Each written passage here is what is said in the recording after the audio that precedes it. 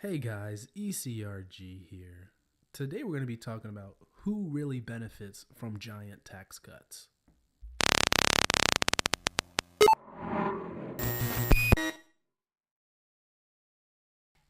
Hey guys, ECRG here. Today we're going to be talking about who really benefits from giant tax cuts.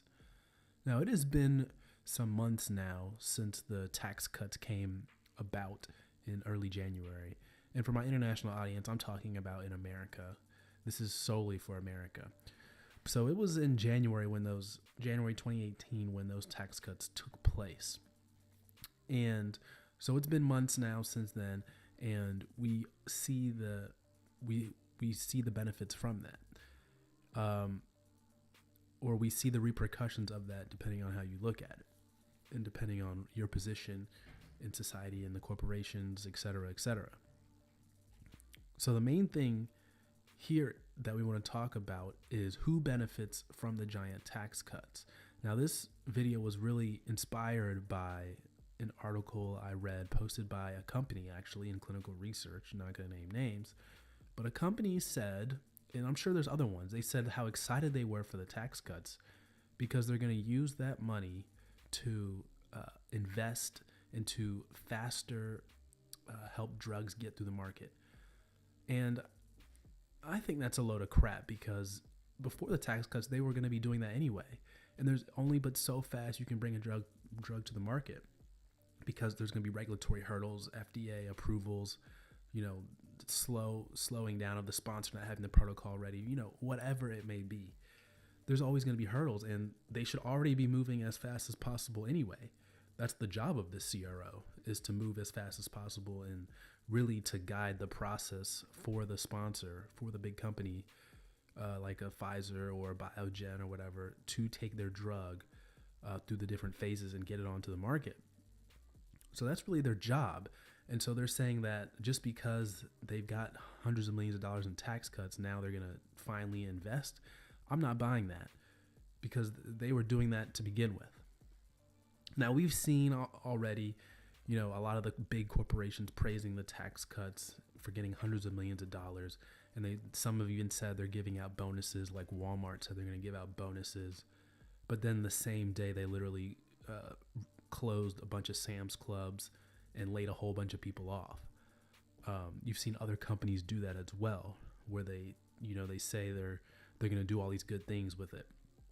But one of the things in the article about the CRO that I thought was just bad was they said they're going to use the cash to continually consolidate the industry. They're going to buy other CROs and really become a even bigger conglomerate.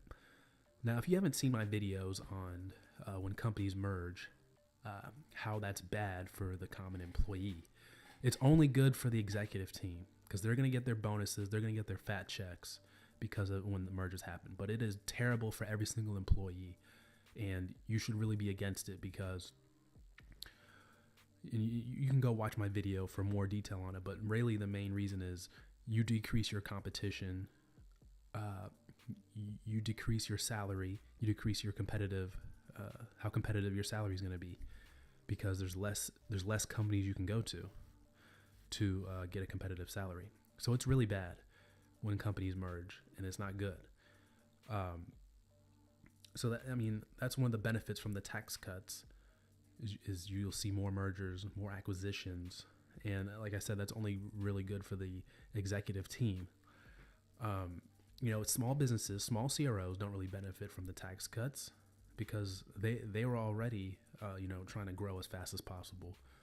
Really it's just the executives that benefit from the tax cuts because the company's getting hundreds and hundreds of millions of dollars, and that's very little of it is going to trickle down to the regular employees.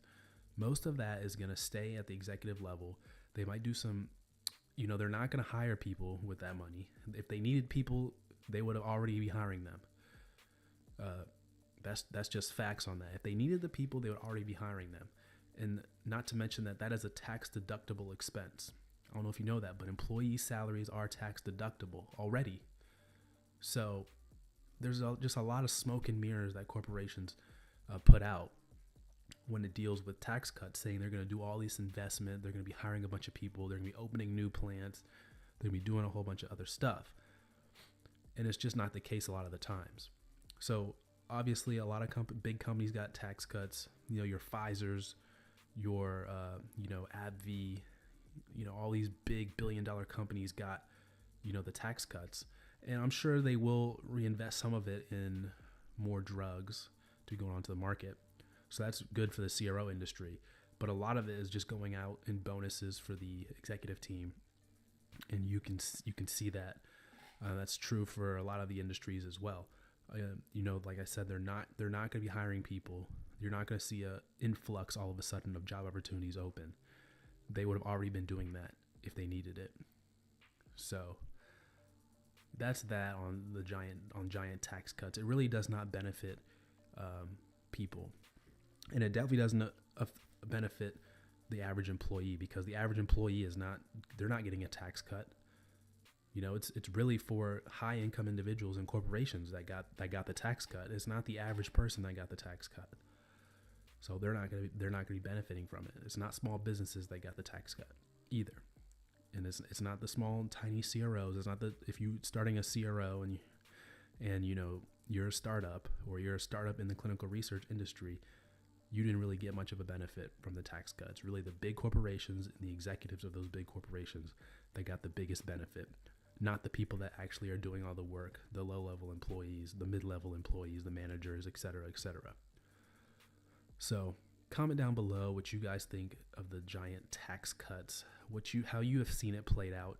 Now, I'm sure there are going to be some good stories where some people or some companies were able to invest that money in great ways. But you've also got to look out for other things they did. Like, for example, like I mentioned earlier, Walmart. They said they're announcing bonuses, but literally the exact same day, they said they're closing 63 Sam's Club stores and laying off thousands and thousands of people.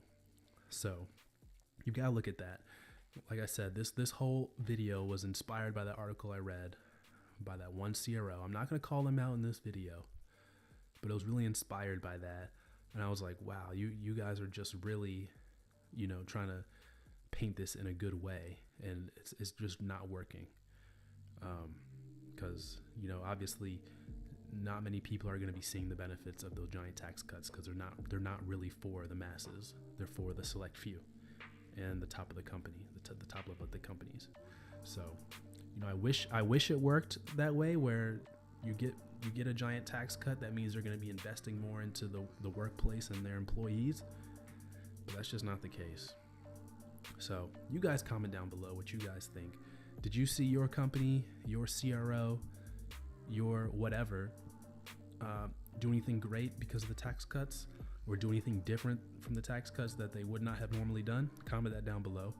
As always, email us at eliteclinicalgroup@gmail.com. And if you want your resume reviewed for entry into the clinical research field, we'll do that. You can email us there. And any other inquiries you may have, you want to advertise also, email us there. All right, guys, take care.